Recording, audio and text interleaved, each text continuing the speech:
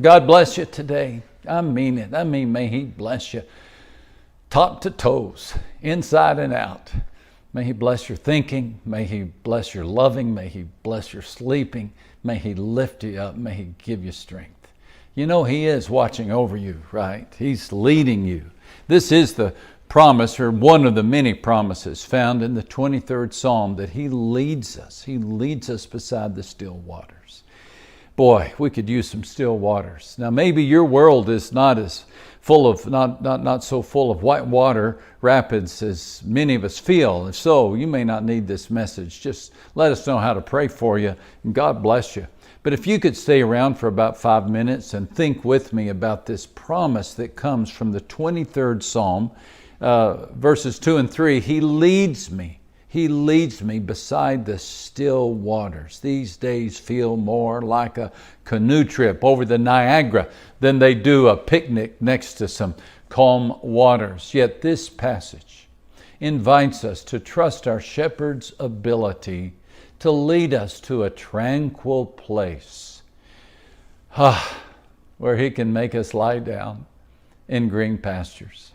Our shepherd, Jesus Christ, said, give your entire attention to what God is doing right now. And don't get worked up about what may or may not happen tomorrow. God will help you deal with whatever hard things come up when the time comes. I love that. From Matthew chapter 6 and verse 34.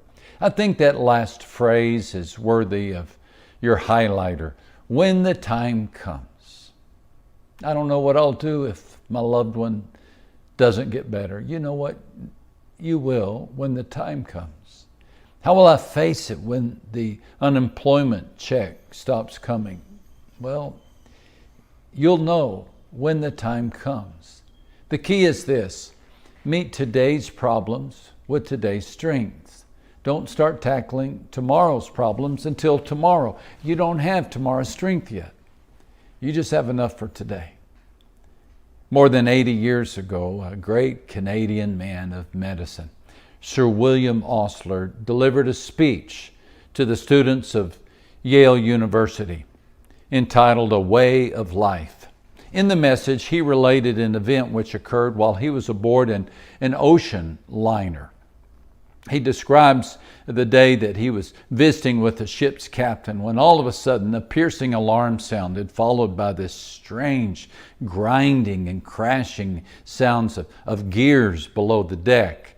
And the captain told him, oh, don't worry, those are our watertight compartments and they're closing. It's an important part of our safety drill, he said. In case of real trouble, any water leaking into one compartment would not be able to flow over into another department and would not affect the rest of the ship. He said even if we were to collide with an iceberg like the Titanic, the water would only fill that particular ruptured compartment and the ship would remain afloat. Now, years later, when he was recounting this to the students at Yale, Osler remembered that. And here's what he said. Each of you is certainly much more marvelous in your organization than that great liner, and you're bound on a far greater voyage.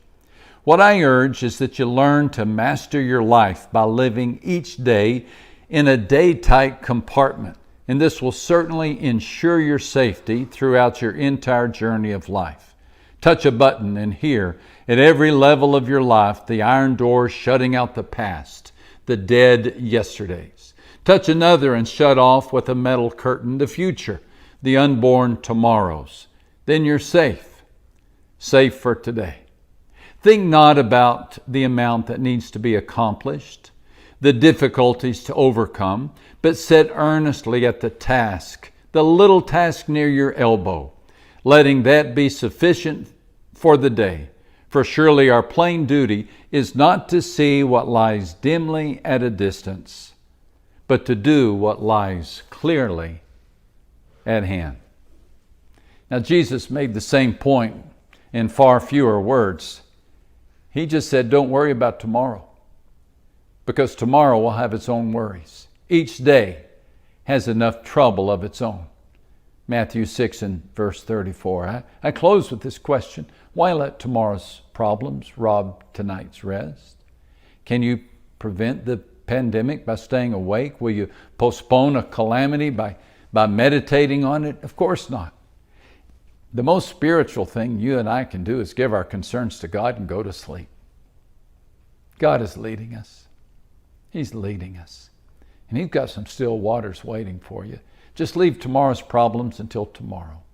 Arthur Sulzberger was the publisher of the New York Times during the Second World War. Can you imagine the chaos of his day? And because of the world conflict, he found it almost impossible to sleep. He was never able to banish worries from his mind until he adopted a certain motto, 5 words, one step enough for me. He took that from the hymn that's called Lead Kindly Light. The phrase goes, lead kindly light. Keep thou my feet, I do not ask to see the distant scene, one step enough for me. God's not going to let us see the distant scene either. So we might as well quit looking for it. He promises to be a lamp unto our feet, not a crystal ball into our future. We don't need to know what will happen tomorrow until tomorrow. We only need to know that we have a shepherd who leads us today. And He'll give us grace to help us when we need it. He will lead us beside some still waters. Amen.